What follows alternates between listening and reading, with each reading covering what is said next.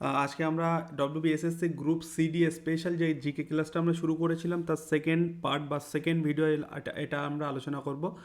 আমরা কিন্তু এখান থেকে অলরেডি কিন্তু একটা ভিডিও আপলোড করে দিয়েছি, ঠিক আছে। খুব সুন্দর সুন্দর সেখানে প্রশ্ন আলোচনা করেছি, টোটালটা জেনারেল নলেজের উপর থেকে, যেটা তোমাদের এক্সামের জন্য ইম্পর্টেন্ট, একদম নিউ সিলেবাস অনুযায়ী। আজকে আমরা এর পার্ট 2 বা সেকেন্ড পার্ট, বা এটা আমাদের সেকেন্ড ভিডিও, শুধুমাত্র জেনারেল নলেজের উপরেই। এখানে কিন্তু আজকে ইংলিশ কোশ্চেনটা অ্যাড থাকছে না। আমরা কিন্তু অলরেডি একটা ইংলিশের উপরে আলাদা কিন্তু ডেডিকেটেড ক্লাসও আপলোড করে দিয়েছি, আবারও আসবে নেক্সট পরবর্তীতে। তো তোমরা কিন্তু সব ভিডিওগুলো দেখতে থাকো, দেখবে তোমরা এক্সামে কিন্তু কমন পাচ্ছ। তো আজকে আমরা কিন্তু, এবং তার জন্য তোমাদের ভিডিওগুলো পেতে গেলে অবশ্যই কিন্তু চ্যানেলটাকে সাবস্ক্রাইব করে রাখতে হবে। আজকে আমরা সেই জেনারেল নলেজের সেকেন্ড ভিডিও আলোচনা করছি, যেখানে 20টা প্রশ্ন হবে সম্পূর্ণ নিউ সিলেবাস অনুযায়ী, যেটা তোমাদের গ্রুপ সি ডি এক্সামের জন্য ভীষণ ইম্পর্ট্যান্ট। তোমরা কিন্তু এখান থেকে পরীক্ষাতে দেখবে কিছু কিছু প্রশ্ন কিন্তু কমন পেয়ে যাচ্ছ, বা আমরা যে প্রশ্ন রিলেটেড আরও যেসব কনসেপ্টগুলো আলোচনা করব, যেসব এক্সট্রা ইনফরমেশানগুলো শেয়ার করব, সেগুলোর থেকেও কিন্তু তোমাদের পরীক্ষাতে প্রশ্ন আসে, ঠিক আছে। তো চলো সেরকমই আমরা সুন্দর আর একটা ক্লাস আজকে আলোচনা করতে চলেছি। তো ফার্স্ট প্রশ্ন আমরা দেখে নেব আজকে আমাদের কি আছে। ফার্স্ট প্রশ্ন, এটা আমাদের সেকেন্ড ভিডিও জেনারেল নলেজের। নেক্সট হচ্ছে আমাদের প্রথম প্রশ্ন, যেটা যে আছে যে সবার জন্য সমান কাজ সমান বেতন, এটি সংবিধানের কোন অংশে বর্ণিত? এটা আমাদের একটা পলিটি থেকে প্রশ্ন, কি বলছে যে সবার জন্য সমান কাজ সমান বেতন, এটি সংবিধানের কোন অংশে বর্ণিত? যেটাকে আমরা বলি মৌলিক অধিকার বা ফান্ডামেন্টাল রাইটস, নির্দেশনামূলক নীতি বা ডিপিএসপি, মৌলিক কর্তব্য ফান্ডামেন্টাল ডিউটি, নাকি প্রস্তাবনা প্রিএম্বল? কোনটা হবে সঠিক অ্যান্সার এখানে? এই যে সবার জন্য সমান কাজ এবং সমান বেতন, এটা কোথায় বলা আছে জানো? এটা আগে বলো আমাদের ডিপিএসপির ফুল ফর্ম কি? ডিপিএসপির ফুল ফর্ম হচ্ছে directive principle of state policy, ঠিক আছে। ডাইরেক্টিভ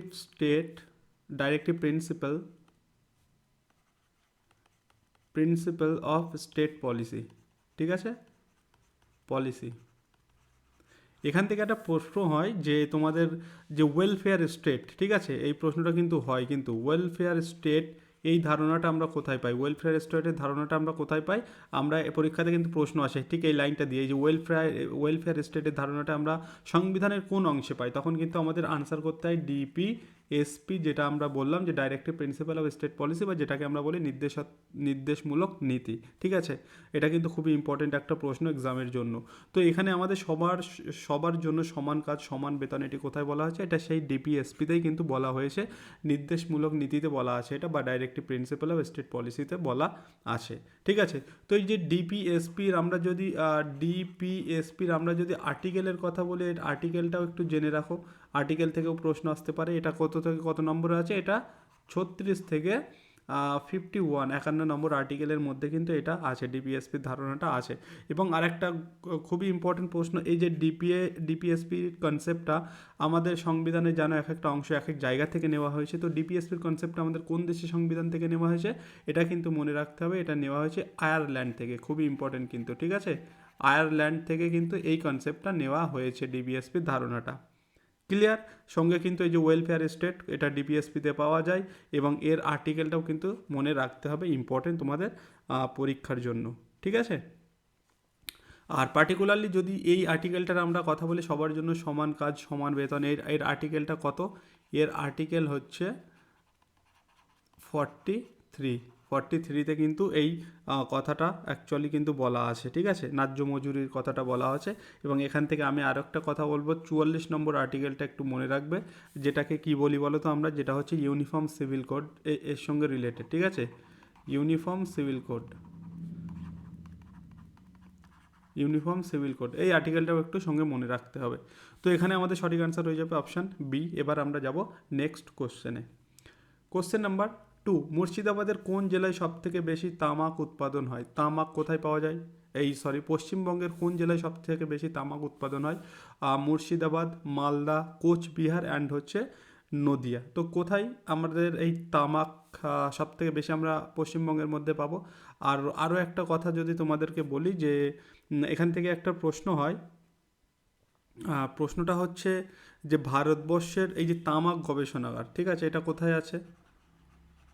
তামাক গবেষণাগার, এই গবেষণাগার রিলেটেড কিন্তু প্রশ্ন হয়, ঠিক আছে।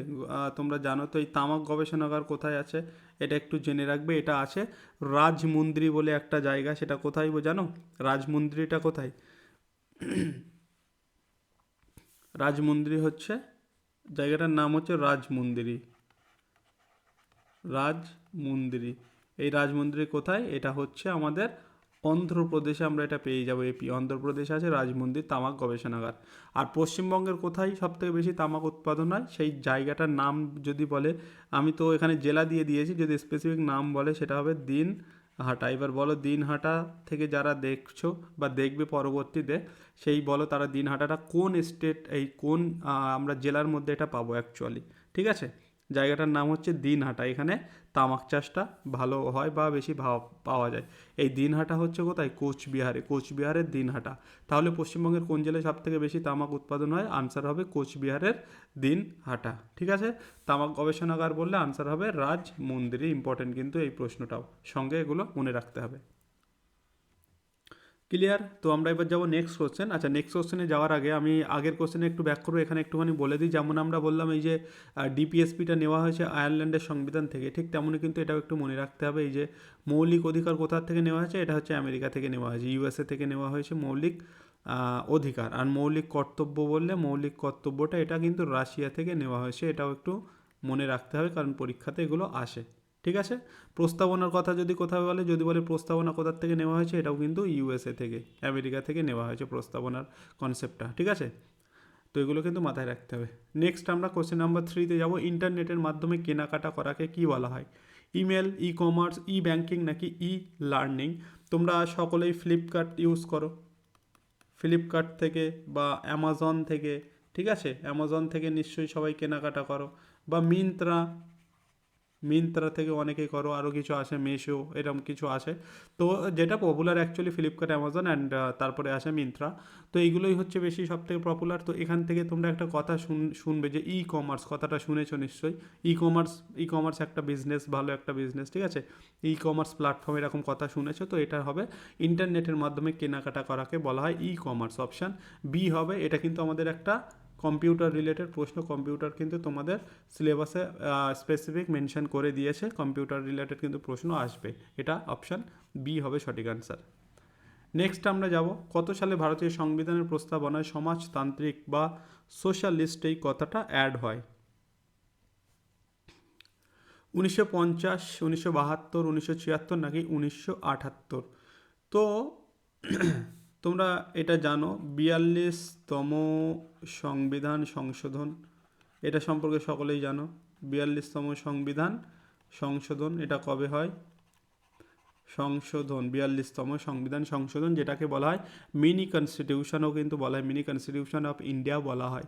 এই 42তম সংবিধান সংশোধনীতে তিনটে শব্দ অ্যাড হয়। তিনটে শব্দ হচ্ছে এস, এস, আই। সহজে মনে রাখার উপায় হচ্ছে এটাই, তিনটি শব্দ এখানে অ্যাড হয়, যেটাকে আমরা বলি এস, এস, আই। প্রথম এস মানে হচ্ছে সোশ্যালিস্ট, সোশ্যালিস্ট। দ্বিতীয় এস মানে হচ্ছে সেকুলার, অ্যান্ড আই হচ্ছে ইন্টিগ্রিটি। ঠিক আছে, ইন্টিগ্রিটি, এই হচ্ছে তিনটে শব্দ অ্যাড হয় 1942 সালের এই 42তম সংবিধান সংশোধনীতে। তো এটা কত সালে হয়েছিল? এটা হয়েছিল 1976-এ, 1976-এ কিন্তু হয় 42তম সংবিধান সংশোধনী, যেখানে তিনটি কথা অ্যাড হয়, S, S, I, socialist, secular and integrity. এবং এটা কার সময় হয়েছিল? এটা হয়েছিল আমাদের তখন প্রধানমন্ত্রী ছিল ইন্দিরা গান্ধী। ঠিক আছে, ইন্দিরা গান্ধীর সময় কিন্তু এটা হয়, ইন্দিরা গান্ধী। এটা কিন্তু মাথায় রাখতে হবে এই নামটাও সঙ্গে, কারণ এর সময় হয়েছিল। এবং এটাকে আমরা 42তম সংবিধান সংশোধনকে মিনি কনস্টিটিউশনও কিন্তু বলে থাকি। ঠিক আছে, এখানে আরও কিছু ইম্পর্টেন্ট ঘটনা ঘটে, সেই জন্য এটাকে বলা হয় মিনি কনস্টিটিউশন। যেমন এখানে আমরা এই যে 42তম সংবিধান সংশোধনীতে আমরা কিন্তু সেই মৌলিক কর্তব্য এখানে অ্যাড হয়েছিল, এটা আমরা জানতে পারি এখান থেকে। ঠিক আছে, সোশ্যালিস্ট মানে হচ্ছে সমাজতান্ত্রিক, সমাজতান্ত্রিক হচ্ছে সোশ্যালিস্ট, অ্যান্ড সেকুলার মানে হচ্ছে ধর্মনিরপেক্ষ, ধর্মনিরপেক্ষ বাংলাতেও তোমাদের দিতে পারে। ঠিক আছে, আর এই যে ইন্টিগ্রিটি মানে অখণ্ডতা, অখণ্ডতা, বাংলাগুলো একটু জেনে রাখো। তো এখানে আমাদের সঠিক অ্যান্সার হয়ে যায় 1976, যেটাকে হয়েছিল, এই তিনটি শব্দ অ্যাড হয় 42তম সংবিধান সংশোধনীতে। এই 1978 এটা কিন্তু 44তম সংবিধান সংশোধনী। এটা ইম্পর্টেন্ট, কারণ এখানে কিন্তু আমাদের যে মৌলিক অধিকার ছিল 7টা, সেখান থেকে কিন্তু একটা মৌলিক অধিকারকে কিন্তু বাদ দেওয়া হয় কত না এই সালে। এই সাতের থেকে 1 মাইনাস করে এটা কিন্তু করা হয়েছিল 6। বর্তমানে আমাদের 6টি মৌলিক অধিকার আছে, সম্পত্তির অধিকারটাকে বাদ দেওয়া হয় 1978 44তম সংবিধান সংশোধনীতে। এই তথ্যগুলো কিন্তু পরীক্ষায় আসে, মনে রাখতে হবে, সেই জন্য আমি তোমাদের সঙ্গে শেয়ার করি এগুলো। ঠিক আছে, চলো নেক্সট কোশ্চেন আমরা দেখি। নেক্সট কোশ্চেন হচ্ছে ভারতের বৃহত্তম রামসার সাইট কোনটি? চিল্কা হ্রদ, সুন্দরবন, লোকটাক হ্রদ নাকি ভেম্বনাদ হ্রদ? কোনটা হবে সঠিক অ্যান্সার? ভারতের বৃহত্তম রামসার সাইট কোনটা? চিল্কা, সুন্দরবন, লোকটাক। চিল্কা হচ্ছে কোথায় আছে? এটা আছে আমরা জানি ওড়িশাতে, তাই তো? চিল্কা আছে ওড়িশাতে। সুন্দরবন পশ্চিমবঙ্গে আছে। লোকটাক কোথায়? লোকটাক আছে মণিপুর, মণিপুর। অ্যান্ড ভেমনাদ হচ্ছে কেরালা। এগুলো তো জানো।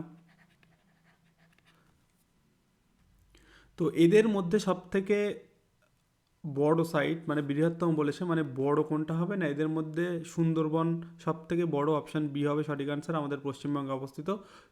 সুন্দরবন রামসার সাইট হিসেবে সব থেকে বড় কিন্তু এদের মধ্যে। ঠিক আছে, তো এটা কিন্তু একটা রামসার সাইট সুন্দরবন। সেই সঙ্গে সঙ্গে সুন্দরবন সম্পর্কে আরও কয়েকটা কথা তোমাদেরকে এখানে মনে রাখতে হবে। যেমন সুন্দরবন রামসার সাইটটা অ্যাকচুয়ালি কত সালে হয়েছিল? এই যে রামসার সাইট, এটা কিন্তু হয়েছিল 2019-এ কিন্তু রামসার সাইট হিসেবে সুন্দরবনকে ঘোষণা করা হয়। এটা কিন্তু ইম্পর্টেন্ট। ঠিক আছে, আর এই রামসার সাইট বর্তমানে আমাদের যদি ওয়েস্ট বেঙ্গলের কথা বলি, ওয়েস্ট বেঙ্গলে কিন্তু দুটো রামসার সাইট আছে বর্তমানে, দুটো। একটা হচ্ছে সুন্দরবন, যেটা 2000, যেটা 2019-এ রামসার সাইটে তকমা পায়। আর একটা হচ্ছে পূর্ব কলকাতার জলাভূমি। ঠিক আছে, পূর্ব কলকাতার জলাভূমি, এর সালটা কত? এটা কত সালে হয়? এটা 2002 সালে রামসার সাইট হিসেবে ঘোষণা করা হয়। ওয়েস্ট বেঙ্গলে কিন্তু এই দুটো আছে। আর টোটাল যদি সমগ্র ভারতের কথা বলা হয়, এটা কিন্তু বর্তমানে বাড়ছে পরপর। এই রামসার সাইটের সংখ্যা কিন্তু আসছে বর্তমানে আমাদের 2026 অনুযায়ী কিন্তু এই রামসার সাইটের সংখ্যা বর্তমানে ভারতে কটা আসে না? ভারতে আসে 98। ঠিক আছে, এটা কিন্তু পরপর বাড়তে চলেছে। ক্লিয়ার? এখান থেকে মনে রাখতে হবে এই পয়েন্টগুলো। আর যদি বলে ভারতের প্রথম রামসার সাইট, যেটা ভারতের, আমি যদি বলি ভারতের প্রথম রামসার সাইট কী ছিল? ভারতের একদম প্রথম, যেটা সালটা মোটামুটি 1982-তে, এখানে কিন্তু দুটো রামসার সাইটকে ঘোষণা করা হয়েছিল। ভারতের প্রথম রামসার সাইট যে দুটোকে আমরা বলবো, একটা হচ্ছে চিল্কা, যেটা আমি ওড়িশাতে পাবো, আর একটা হচ্ছে কেওলাদেও ন্যাশনাল পার্ক, যেটা আমরা পাবো রাজস্থানে। ঠিক আছে, কেওলাদেও ন্যাশনাল পার্ক, যেটা আমরা পাবো কোথায় না? রাজস্থানে কিন্তু এটা আমরা পাবো। ঠিক আছে, এই দুটোকে কিন্তু 1982 সালে প্রথম রামসার সাইটের তকমা দেওয়া হয়েছিল। তো ইম্পর্টেন্ট এই ডেটাগুলো কিন্তু মনে রাখতে হবে। আর এখানে আরও দু একটা ডেটা একটুখানি বলছে, একটু মনে রাখো, পারলে কোথাও যদি না জানো তোমরা হচ্ছে এটা নোট করে নাও। যেমন সুন্দরবন সম্পর্কে আমরা আরও কয়েকটি কথা একটুখানি বলবো। সুন্দরবন সম্পর্কে, যেমন আমি সুন্দরবন সম্পর্কে বললাম যে সুন্দরবন রামসার সাইট হয় কত সালে না? 2019 সালে সুন্দরবন রামসার সাইট হিসেবে ঘোষণা করা হয়। সুন্দরবনকে ন্যাশনাল পার্ক কবে ঘোষণা করা হয়? ন্যাশনাল পার্ক কবে ঘোষণা করা হয়? এটাও কিন্তু মনে রাখতে হবে যে ন্যাশনাল পার্ক হিসেবে 1984-তে কিন্তু সুন্দরবনকে ন্যাশনাল পার্ক হিসেবে ঘোষণা করা হয়। এবং হচ্ছে ইউনেস্কো ওয়ার্ল্ড হেরিটেজ হিসেবে কবে ঘোষণা করা হয়? এটা হচ্ছে 1987-তে। এটা কিন্তু ভীষণ ইম্পর্টেন্ট। ইউনেস্কো ওয়ার্ল্ড হেরিটেজটাও কিন্তু পরীক্ষাতে বারবার আসে। ঠিক আছে, সুন্দরবনকে ইউনেস্কো ওয়ার্ল্ড হেরিটেজ ঘোষণা করা হয় 1987-তে। রামসার সাইট হিসেবে ঘোষণা করা হয় 2019-এ। National park 1984-তে। 1984 ডেটটা দেখে আরও কিছু মনে পড়ছে। 1984-তে আর কী হয়? 1984-তে তোমরা কলকাতায় প্রথম মেট্রো চালু হয় 1984-তে। এবং 1984-তে ভোপাল গ্যাস দুর্ঘটনা, MIC মনে পড়ছে? 1984-তেই কিন্তু হয়েছিল। ক্লিয়ার? চলো নেক্সট কোশ্চেন আমরা এবার আলোচনা করব। কোন মুঘল সম্রাটকে জিন্দাপীর বলা হতো? আকবর, জাহাঙ্গীর, শাহজাহান, ঔরঙ্গজেব। আচ্ছা একটুখানি ওয়েট করো, একটুখানি প্রবলেম হচ্ছে, আহ, একটুখানি ওয়েট করো। হ্যাঁ ঠিক আছে, বলো কী হবে, কোন মুঘল সম্রাটকে জিন্দাপীর হিসেবে বলা হতো? আকবর, জাহাঙ্গীর, শাহজাহান নাকি ঔরঙ্গজেব? তো জিন্দাপীর আমরা জানি মোটামুটি এটা, ঔরঙ্গজেবকে কিন্তু জিন্দাপীর হিসেবে ঘোষণা করা হতো। অপশান এখানে ডি হবে সঠিক অ্যান্সার, অপশান ডি, ঔরঙ্গজেবকে জিন্দাপীর বলা হতো। এর আরও একটা নাম ছিল যেটাকে সেলিম বলা হতো, ঔরঙ্গজেবের আরও একটা নাম ছিল সেলিম, ঠিক আছে। তো একে সেলিম বলা হতো, একে জিন্দাপীর বলা হতো। আর একেই, আচ্ছা এটা তো তোমাদের মাথায় আসে, একে জিন্দাপীর কেন বলা হয় ঔরঙ্গজেবকে? ঔরঙ্গজেব মারা যায় কত সালে, এটাও কিন্তু ইম্পর্টেন্ট। তার কিন্তু ঔরঙ্গজেব মারা যান, এটা কিন্তু পরীক্ষাতে একবার এসেছিলো, কোন একটা পরীক্ষা আমার মনে নেই। তিনি মারা যান কিন্তু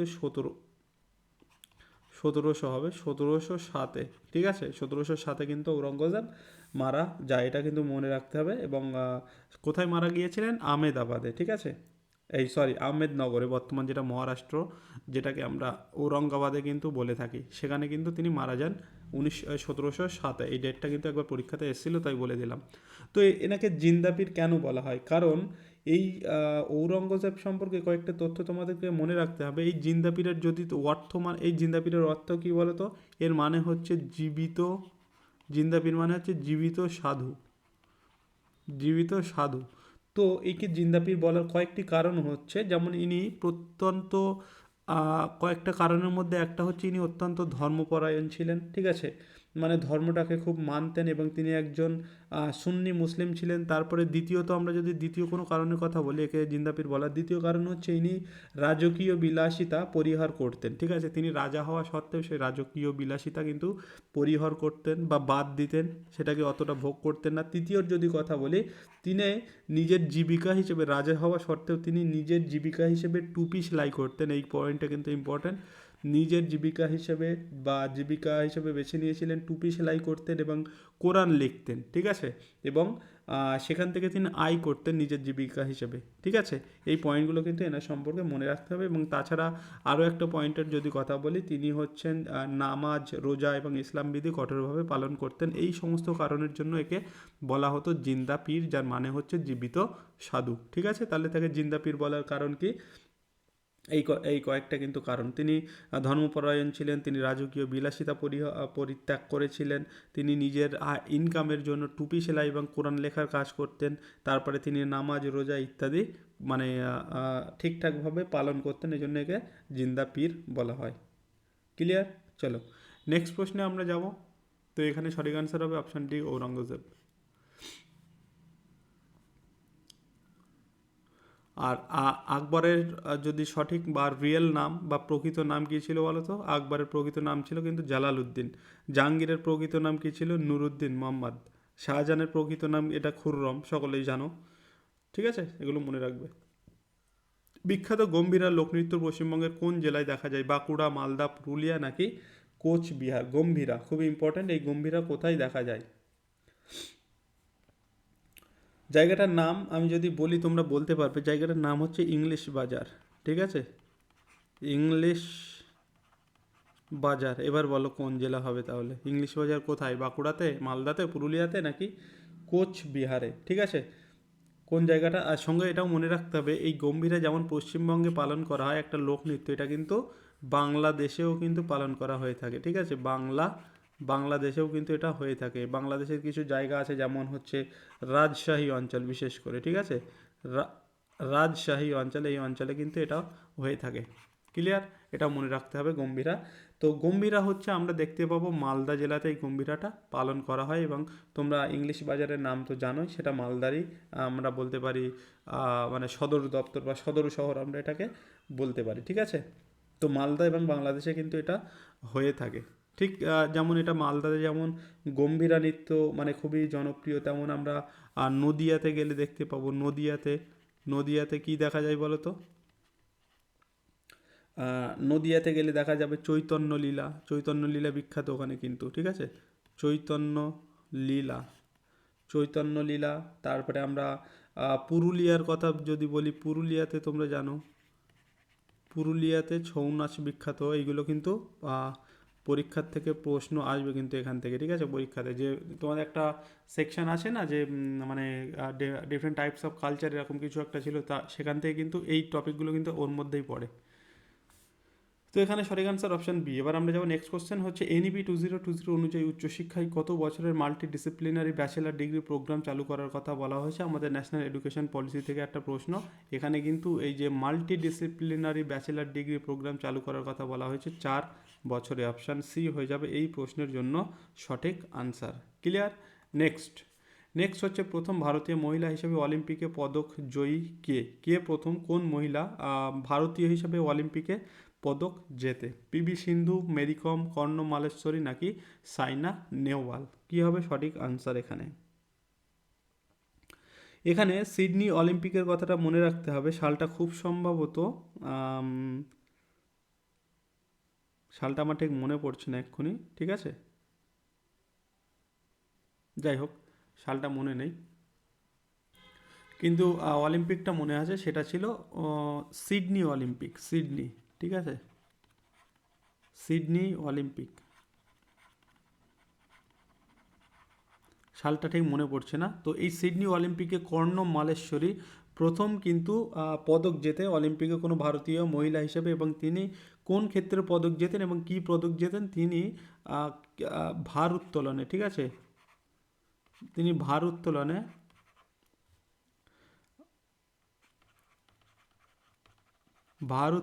ব্রোঞ্জ পদক জেতেন, ব্রোঞ্জ, ঠিক আছে, ব্রোঞ্জ পদক জেতেন, ব্রোঞ্জ পদক। সালটা আমার কিন্তু মনে নেই, এটা ছিল সিডনি অলিম্পিক এবং সেখানে তিনি ভারোত্তোলনে ব্রোঞ্জ পদক জেতে প্রথম মহিলা হিসেবে কর্ণম মালেশ্বরী অলিম্পিকে, ঠিক আছে। আচ্ছা, এখান থেকে অলিম্পিক রিলেটেড কিছু প্রশ্ন, যে অলিম্পিক অ্যাকচুয়ালি কবে শুরু হয় সেটা কিন্তু 776 খ্রিস্টপূর্বাব্দে সেটা গ্রিসে শুরু হয়েছিল। কিন্তু যদি আধুনিক অলিম্পিকের কথা বলে, আধুনিক অলিম্পিক কিন্তু 1896 থেকে শুরু হয় এবং এটাও কিন্তু গ্রিসেই শুরু হয়েছিল, 1896। এটা কিন্তু ইম্পর্টেন্ট, এই রিলেটেড প্রশ্ন হয় যে আধুনিক অলিম্পিক কবে কোথায় শুরু হয়েছিল? 1896-তে গ্রিসে কিন্তু শুরু হয়েছিল। এবং যদি বলা হয় আইওসি ইন্টারন্যাশনাল অলিম্পিক কমিটি, এর সদর দপ্তর কোথায় আছে? এর সদর দপ্তর আছে লুজান। কোথায়? না, লুজান হচ্ছে সুইজারল্যান্ডে, ঠিক আছে, সুইজারল্যান্ডে এর কিন্তু সদর দপ্তর, লুজান জায়গাটার নাম। আইওসি মানে ইন্টারন্যাশনাল অলিম্পিক কমিটি, এটা মনে রাখতে হবে।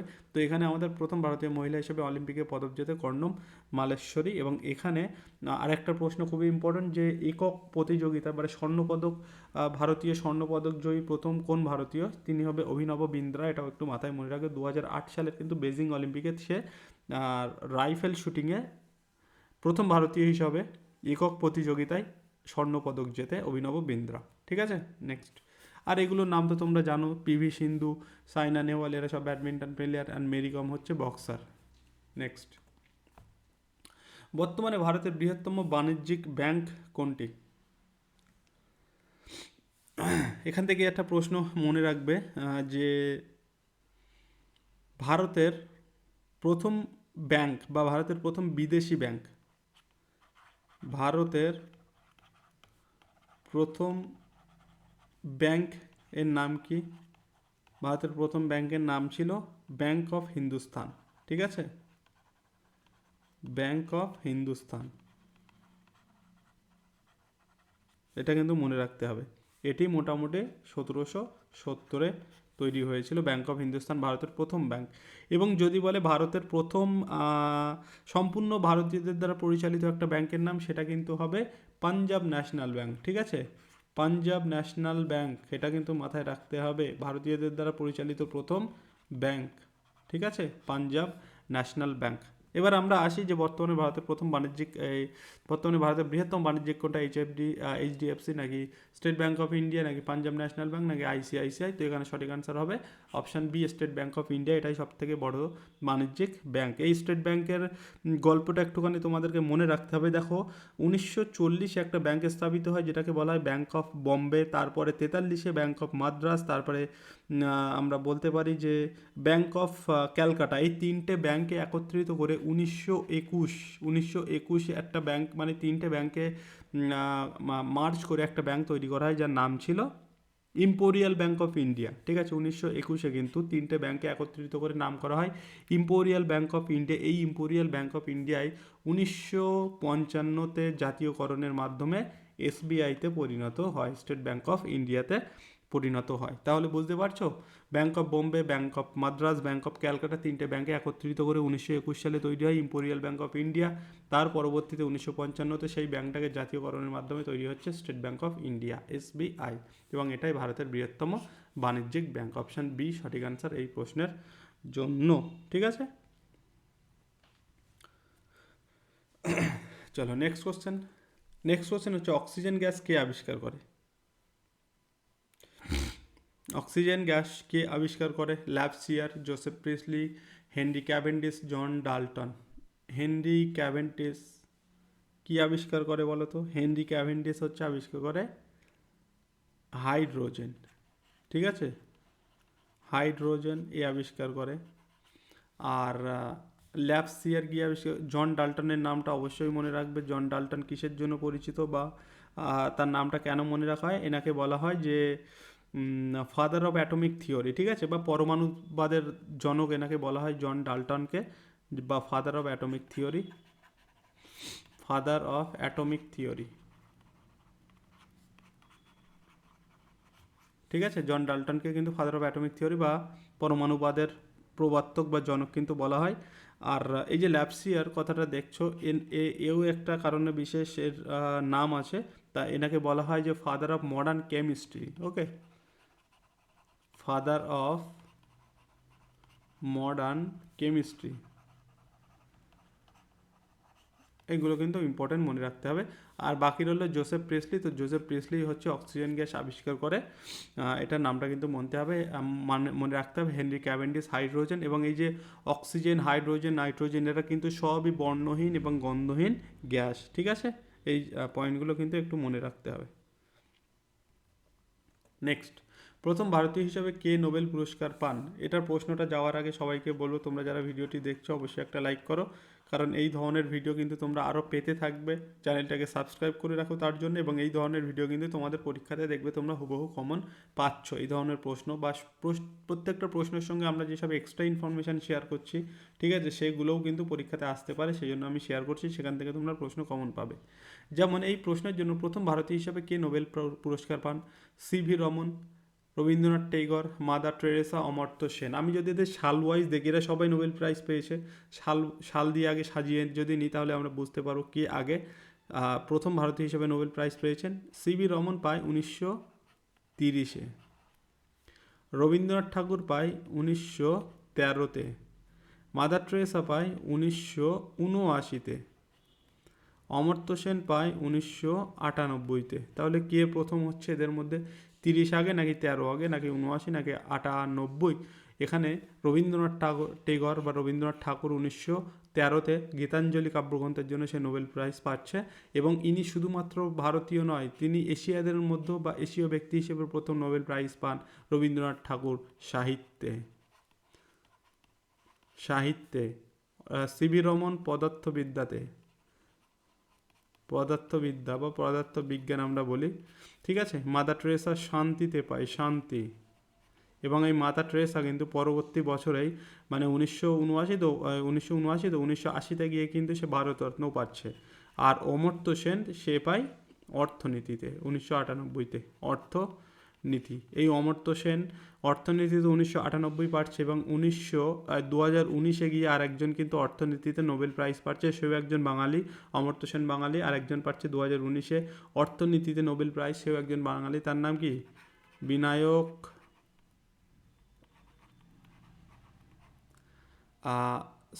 বিনায়ক নয়, অভিজিৎ বন্দ্যোপাধ্যায়। খুব সম্ভবত নামটা আমার ঠিক মনে আসছে না, যতদূর মনে পড়ছে অভিজিৎ বন্দ্যোপাধ্যায় খুব সম্ভবত। এটা একটু তোমরা একটু ক্লিয়ার করে নেবে বা একটু দেখে নিও। হ্যাঁ, খুব সম্ভবত অভিজিৎ বন্দ্যোপাধ্যায়,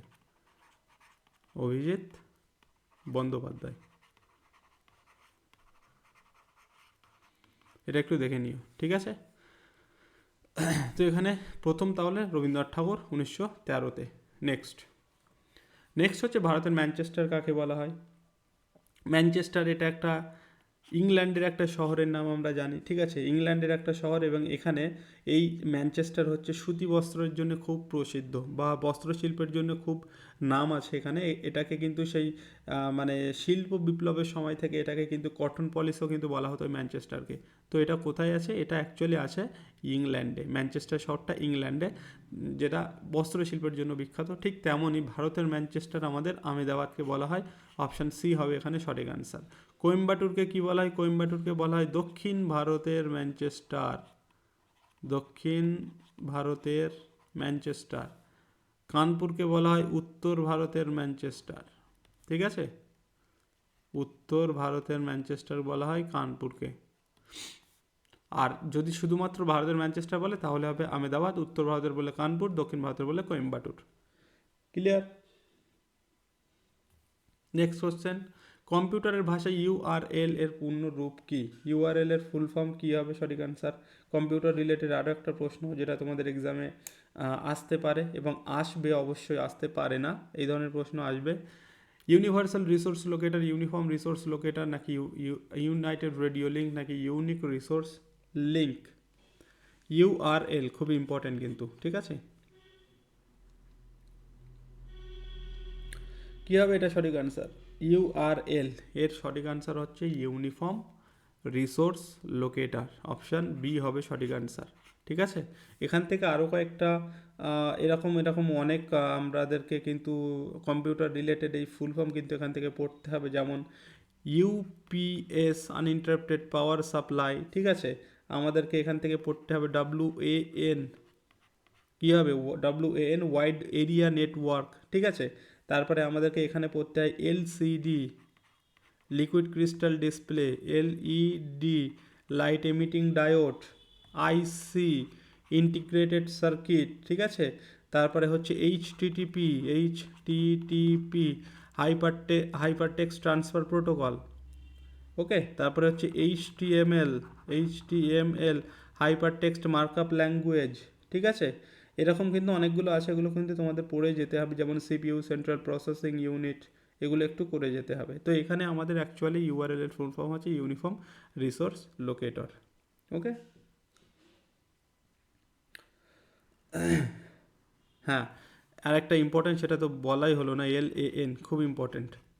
LAN এটা যেমন পড়লাম WAN wide area network, LAN হচ্ছে লোকাল এরিয়া নেটওয়ার্ক, এটা কিন্তু খুব ইম্পর্টেন্ট, এটা পরীক্ষাতে আসে, ঠিক আছে। চলো নেক্সট হচ্ছে রক্ত শ্রেণী বিভাগ কে আবিষ্কার করে? William Harvey, Karl Landsteiner, Gregor Mendel, Alexander Fleming নামকরণ মানে কিসের আবিষ্কার করেছিলেন? একটা বিখ্যাত অ্যান্টিবায়োটিক যেটা হচ্ছে পেনিসিলিয়াম। গ্রেগর মেন্ডেল কি, এটা তোমরা কমেন্ট করবে, গ্রেগর মেন্ডেল কিসের জন্য বিখ্যাত বা কী আবিষ্কার করেছিলেন? অ্যান্ড কার্ল ল্যান্ডস্টেইনার হবে আমাদের এই সঠিক আনসার। রক্ত শ্রেণী বিভাগ, এই যে আমরা রক্তর শ্রেণী বিভাগ করি না, AB, ঠিক আছে, এই শ্রেণীবিভাগটা কে করেছিলেন? Curl Landsteiner. আর রক্ত সংবহন তন্ত্র যদি কথা বলে সে হবে উইলিয়াম হার্ভে, রক্ত সংবহন তন্ত্র, তখন কিন্তু উইলিয়াম হার্ভে হবে রক্ত সংবহন তন্ত্র আবিষ্কার করে কে? William Harvey. আর রক্তের গ্রুপ বলে কার্ল ল্যান্ডস্টেইনার, এটা মনে রাখতে হবে। নেক্সট হচ্ছে পারমাণবিক চুল্লিতে মডারেটর হিসাবে কোনটি ব্যবহৃত হয়? ইউরেনিয়াম, ভারী জল, ক্যাডমিয়াম, নাকি গ্রাফাইট? কী হবে এটা সঠিক আনসার? D2O, লেখাটা অ্যাকচুয়ালি এরম হবে D2O, এটা হচ্ছে ভারী জলের সংকেত, ভারী জলের সংকেত D2O। তাহলে এখানে মডারেটর হিসেবে কি ব্যবহার হয় চুল্লিতে? পারমাণবিক চুল্লিতে মডারেটর হিসেবে ব্যবহৃত হয় ভারী জল, অপশান বি হবে সঠিক আনসার, D2O, যেটাকে আমরা বলি কি? ডয়টেরিয়াম, এই ডয়টেরিয়াম কি? এটা হচ্ছে হাইড্রোজেনের একটা আইসোটোপ। এই হাইড্রোজেনের তিনটি আইসোটোপ হয়, ঠিক আছে। তিনটি আইসোটোপ একটু মাথায় রাখতে হবে, যেমন প্রথমটা হচ্ছে প্রোটিয়াম, TIUM, তারপরে দ্বিতীয়টা হচ্ছে ডয়টেরিয়াম বা ডিউটেরিয়াম আমরা বলতে পারি, হ্যাঁ, ডিউটেরিয়াম। অ্যান্ড লাস্ট হচ্ছে 3 নাম্বার হচ্ছে ট্রিটিয়াম। ট্রিটিয়াম এইটা হচ্ছে হাইড্রোজেনের 3টি আইসোটোপ। এগুলো একটু মাথায় রাখতে হবে। এর মধ্যে হচ্ছে ডয়টেরিয়াম বা যেটাকে আমরা ভারী জল হিসেবে ব্যবহার করি পারমাণবিক চুল্লিতে, যার সংকেত হচ্ছে D2O, ঠিক আছে। অ্যান্ড ট্রিটিয়াম এটা কিন্তু তেজস্ক্রিয় কাজে ব্যবহার করা হয়, তেজস্ক্রিয় গবেষণায় ব্যবহৃত হয় ট্রিটিয়াম। চলো, আর এখান থেকে আরেকটা প্রশ্ন হয় যে কোন হাইড্রোজেনের কোন আইসো মানে হাইড্রোজেনের কোনটার কোনো আইসোটোপ নেই, সেটা হবে প্রোটিয়াম, এটা মাথায় রেখো। নেক্সট কোশ্চেন আমরা যাবো। নেক্সট হচ্ছে সন্তোষ ট্রফি কোন খেলার সঙ্গে যুক্ত। আমরা আগের দিন কিন্তু বলেছিলাম, এরকম একটা প্রশ্ন করেছিলাম যে কোন ট্রফি কোন খেলার সঙ্গে যুক্ত। তো সন্তোষ ট্রফি কিসের খেলার সঙ্গে যুক্ত? এখানে আমি তোমাদের একটা কথা বলেছিলাম, এই যে থমাস কাপ, তারপরে উবের কাপ, এটা খুব ইম্পর্টেন্ট। থমাস অ্যান্ড উবের এই দুটো কিসের সঙ্গে জড়িত? এই কাপ কিসের সঙ্গে জড়িত? দুটোই কিন্তু ব্যাডমিন্টনের সঙ্গে জড়িত, ঠিক আছে, ব্যাডমিন্টন। আমি এখানে বলেছিলাম ডেভিস কাপের একটা কথা। ডেভিস কাপ কিসের সঙ্গে জড়িত? ডেভিস কাপ সঙ্গে জড়িত কিন্তু টেনিস খেলার সঙ্গে। টেনিসের সঙ্গে আরও কয়েকটা কাপ মনে রাখতে হবে, উইম্বলডন, ঠিক আছে, এগুলো কিন্তু টেনিসের সঙ্গে জড়িত। থমাস অ্যান্ড উবের ব্যাডমিন্টনের সঙ্গে জড়িত। আর এখানে আছে সন্তোষ ট্রফি, ক্রিকেট, ফুটবল, হকি নাকি ভলিবল। ফুটবল ক্রিকেটের সঙ্গে আমরা পড়েছিলাম যে বিজয় হাজারে ট্রফি, ঠিক আছে, ইরানি ট্রফি, এইগুলো ক্রিকেটের সঙ্গে জড়িত। অ্যান্ড ফুটবলের সঙ্গে জড়িত কয়েকটা কাপও আমি কিন্তু বলে দিয়েছিলাম। ফুটবলের সঙ্গে জড়িত কয়েকটা কাপ কী কী খেলা হয় বলো? প্রথম সবার নাম মনে রাখতে হবে, ডুরান্ড কাপ, খুবই ইম্পর্ট্যান্ট, এবং এটাকেই বলা হয় সব থেকে মানে প্রাচীনতম ফুটবল টুর্নামেন্ট, সেটা হচ্ছে ডুরান্ড কাপ। ওকে, ডুরান্ড কাপ, রোভার্স কাপ, আমি বলতে পারি ফেডারেশন কাপ অন্যান্য খেলার সঙ্গেও জড়িত, কিন্তু ফুটবলের সঙ্গেও জড়িত, ফেডারেশন কাপ।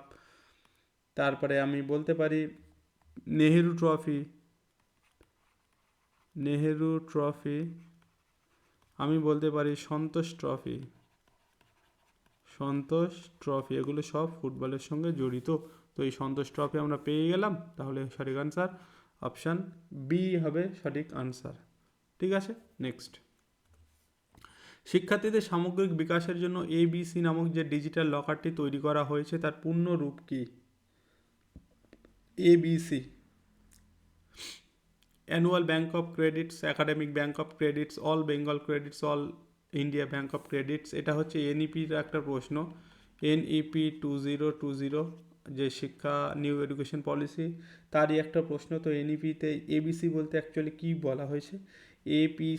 ABC হচ্ছে ডিজিটাল ক্রেডিট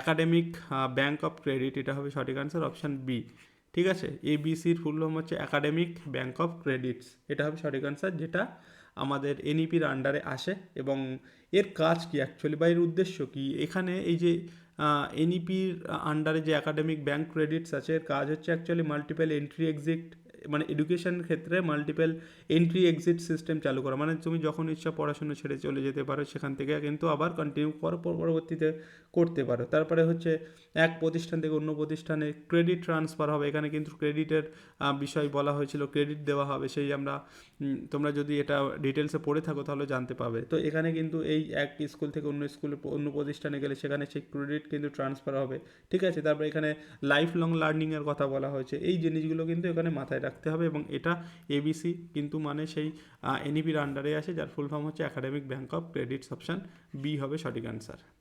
নেক্সট হচ্ছে নিচের কোনটি একটি অপারেটিং সিস্টেম নয় বলেছে কিন্তু, মানে OS নয়। উইন্ডোজ একটা OS আমরা জানি, লিনাক্স একটা OS, MS অফিস এটা একটা প্রেজেন্টেশন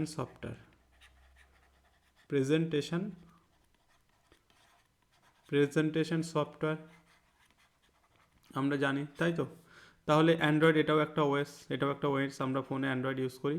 তো এখানে সঠিক আনসার, আচ্ছা এটা হবে না, অ্যাকচুয়ালি আনসার হবে এটা, মানে OS 9 বলেছে। তো এখানে সঠিক answer option C, MS office, এটা একটা প্রেজেন্টেশন সফটওয়্যার, OS 9, বাকিগুলো কিন্তু সবগুলো OS।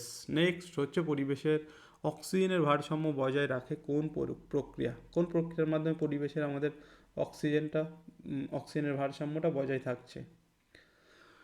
শ্বসন, সালোক সংশ্লেষ, বাষ্পমোচন নাকি রেচন? এখানে সঠিক অ্যান্সার হবে সালোক সংশ্লেষের মাধ্যমে পরিবেশের অক্সিজেনের ভারসাম্য বজায় রাখে, ঠিক আছে। তো এই সালোক সংশ্লেষ সম্পর্কে কয়েকটি প্রশ্ন তোমাদের মনে রাখতে হবে। এখান থেকে আমরা যেটা গ্লুকোজ পাই, মানে উদ্ভিদ খাদ্য হিসেবে যে সালোক সংশ্লেষের মাধ্যমে যে খাদ্য তৈরি করে, সেটা গ্লুকোজের সংকেতটা তোমাকে মনে রাখতে হবে H6, না আমি নিজেই ভুলে যাচ্ছি সংকেতটা অ্যাকচুয়ালি, এরকম খুব সম্ভবত C6H12O6, H12O6 এরকম কিছু একটা হবে। এটা আমি শিওর নয়, ঠিক আছে, এটা আমি নিজেও একটু কনফিউজড, তো এটা আমার মনে নেই। তো তোমরা একটু এটা দেখে নিও, এটা নাও হতে পারে, আমার সঠিক মনে পড়ছে না, যাই হোক। তো এখানে আমাদের সঠিক আনসার হবে অ্যাকচুয়ালি পরিবেশের অক্সিজেনের ভারসাম্য বজায় রাখে কোন প্রক্রিয়া, সেটা হবে সালোক সংশ্লেষ। এবং সালোক সংশ্লেষ সম্পর্কে এখানে সালোক সংশ্লেষে সাধারণত দুটি দশা হয়, একটা হচ্ছে অন্ধকার দশা এবং আলোক দশা, ঠিক আছে। তো অন্ধকার দশা কোথায় হয় এটা মনে রাখতে হবে, অন্ধকার দশা কোথায় হয়, অন্ধকার দশা, আর একটা হচ্ছে আলোক দশা, অন্ধকার দশা আর একটা হচ্ছে আলোক দশা। তো কোনটা কোথায় হয় একটু মনে রাখতে হবে। ওই অন্ধকার দশাটা হয় স্ট্রোমা ক্লোরোপ্লাস্টের স্ট্রোমা অঞ্চলে, ঠিক আছে, স্ট্রোমাতে হয়। আর আলোক দশা হয় গ্রানা, এই দুটো কিন্তু মনে রাখতে হয়। আরও এখান থেকে মনে রাখতে হয় কোন আলোতে সালোক সংশ্লেষের মানটা ভালো হয়, বা কোন আলোতে সালোক সংশ্লেষ কম হয়। লাল আলোতে সালোক সংশ্লেষ ভালো হয়, ঠিক আছে। সবুজ আলোতে সালোক সংশ্লেষ হয় না বা খারাপ হয়, ঠিক আছে। এগুলো কিন্তু পরীক্ষাতে আসে এখান থেকে। তো এই ছিল মোটামুটি আজকের সেশন, আশা করি ভালো লেগেছে। যাওয়ার আগে অবশ্যই একটা লাইক করে দেবে, এবং তোমাদের জন্য একটা হোমওয়ার্ক আছে, আমি এখানে রেখেছি, যে ভারত মাতা চিত্রটি কে অঙ্কন করেছিলেন, রবীন্দ্রনাথ ঠাকুর নাকি অবনীন্দ্রনাথ ঠাকুর নাকি নন্দলাল বসু নাকি যামিনী রায়, এটা তোমাদের হোমওয়ার্ক। এটা আনসার করবে যে 21 দাগ নম্বর দিয়ে কী হবে সঠিক আনসার, ABCD, তোমরা কিন্তু অবশ্যই এটা আনসার করবে, ঠিক আছে। ভারত মাতা চিত্রটি ইম্পর্টেন্ট একটা কিন্তু প্রশ্ন এটা। তো এখানে শেষ করছি আমরা আমাদের আজকের ক্লাস, আবার দেখা হচ্ছে নেক্সট ভিডিওতে। ততক্ষণে ভিডিওগুলো দেখতে থাকো, ভালো করে প্রিপারেশান নিতে থাকো, চ্যানেলটাকে সাবস্ক্রাইব করো। আরও যেসব ভিডিও আছে ইংলিশ রিলেটেড, ডেডিকেটেড ইংলিশের ক্লাস আছে, ইংলিশ জিকে মিক্সড আছে, শুধুমাত্র এটা যেমন জিকের হলো, তো সবগুলো ক্লাস দেখতে থাকো এবং নিজের প্রিপারেশানটাকে আরও ভালোভাবে করতে থাকো, ঠিক আছে। চলো, বাই।